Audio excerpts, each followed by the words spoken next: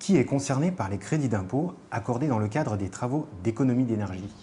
Eh bien, tous ceux qui font des travaux d'économie d'énergie, que ce soit de l'isolation des murs ou des toits, du changement de fenêtre, du changement de chaudière pour des chaudières performantes ou l'utilisation d'énergies renouvelables. Et je rappelle que c'est un crédit d'impôt, c'est-à-dire que même si vous ne payez pas d'impôt, c'est l'État qui vous fait un chèque.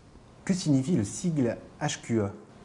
Donc ça veut dire haute qualité environnementale. Il s'agit d'une démarche qui prend en compte un certain nombre de critères environnementaux. Il y a 14 points qui sont particulièrement regardés dans cette démarche.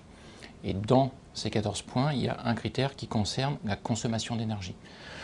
Cependant, si on veut vraiment s'intéresser à des logements à basse consommation d'énergie, il y a d'autres labels qui existent. Il y a notamment un label Effinergie et un label basse consommation qui sélectionne des bâtiments qui vont consommer moins de 50 kWh par mètre carré et par an.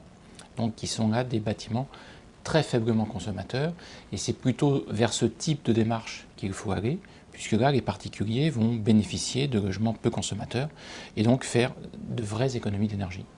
Quand doit-on faire les diagnostics énergétiques? Quelles précautions faut-il prendre?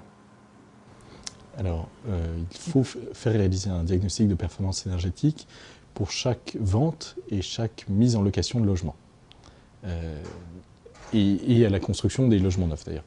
Et les précautions à prendre, c'est surtout quand on veut acheter ou quand on veut louer un logement, demander aussitôt que possible et dès la visite du bien le diagnostic de performance énergétique. Il ne faut pas que ça arrive tout à la fin, au moment où on va se décider, parce que c'est un des éléments clairs de la négociation. Si un logement consomme beaucoup, on peut estimer que son prix ou le prix du loyer doit être moins important qu'un logement qui consomme peu. Qui peut aider un particulier dans sa démarche développement durable? Alors, le conseil que vraiment il faut donner, c'est d'aller voir l'espace Info-Énergie le plus proche de chez vous. Il vous donnera des conseils à la fois techniques et sur tous les financements que vous pouvez avoir, bien sûr les financements nationaux comme le crédit d'impôt, mais aussi toutes les subventions que la région, le département ou la commune peuvent mettre en place.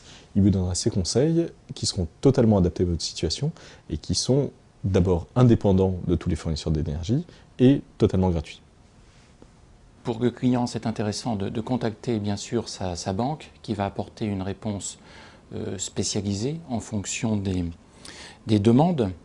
Et bien entendu, le Crédit Agricole propose aujourd'hui des prêts qui sont spécifiques, qui notamment permettent de réaliser des investissements à des taux préférentiels et qui permettent d'éviter de mettre de la trésorerie dans les travaux d'économie d'énergie.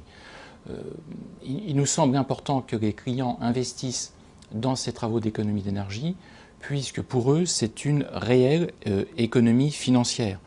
Donc on souhaite accompagner nos clients dans ces démarches qui vont se traduire pour eux par une augmentation de leur pouvoir d'achat. Et on est convaincu que dans les années qui viennent, le prix de l'énergie va continuer à augmenter.